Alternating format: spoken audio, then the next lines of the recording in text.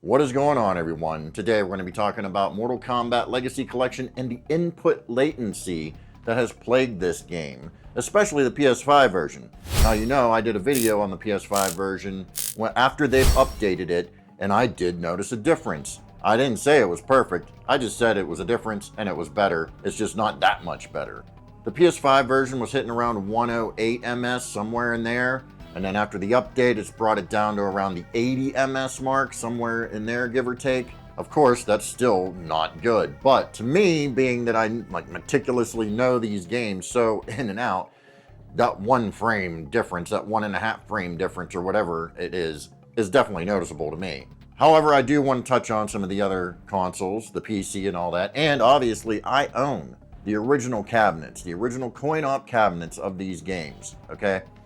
The Xbox is probably the king right now in the home console scene.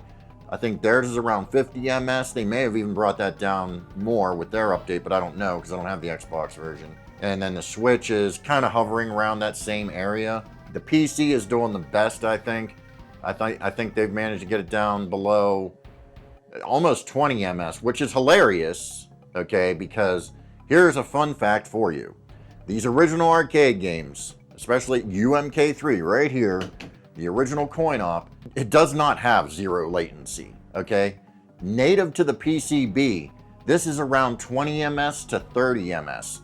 It literally is around there as far as the latency on this arcade cabinet. The true arcade cabinet, native to the PCB in the cabinet, you're getting around 20 ms to 30 ms, all right? So it's not 0, okay? So if you can get these console versions and the PC version, like I said, is hilarious because it's actually saying that it's lower than what the actual arcade cabinet, the original cabinet we all played on back in the day and had our tournaments in the arcades.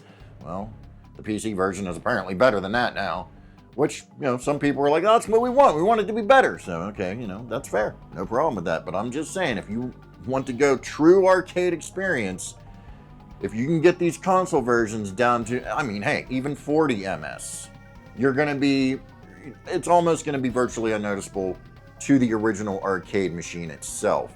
If you can get it around that 40 ms mark, somewhere in there, you're going to be good. Now, I'm going to say this. For casual players out there that aren't meticulous about every little detail and every little move and all the intricacies, you're really not even going to notice the latency on the PS5 now. You would have probably noticed it before, but now you may not notice it offline. Online, you're definitely going to notice it. You're still going to notice it online, there's no doubt about it. Offline, a casual player is probably not going to really notice the latency. You may have a minute here and there where you're like, what happened there? But generally, probably going to be okay. Definitely not, if you're a casual player, definitely not going to notice it on Xbox, Steam, or any of that stuff. Switch and Shop would just be pretty good on there too. But if you are any kind of decent player, you've played these games for years, you've played them in the arcades or anything like that, yes, you're going to notice the latency on PS5 the most. There's no doubt about it. So I just wanted to come on here and talk about this because it is a hot topic, an important topic, and also say, I've owned these arcade machines for years, even decades, over 2 decades even. In the case of my UMK3, which I bought back in the year 2000, the game was only 5 years old at that point. I have a lot of experience with these games. I love these games. I'm a huge Mortal Kombat head. I'm an old head. Okay, so just wanted to point out that these original cabinets still didn't have 0 latency. They were floating around the 20 ms to 30 ms. So just know that. And if you're bring those games down close to that number, you're going to get the arcade experience, true arcade experience.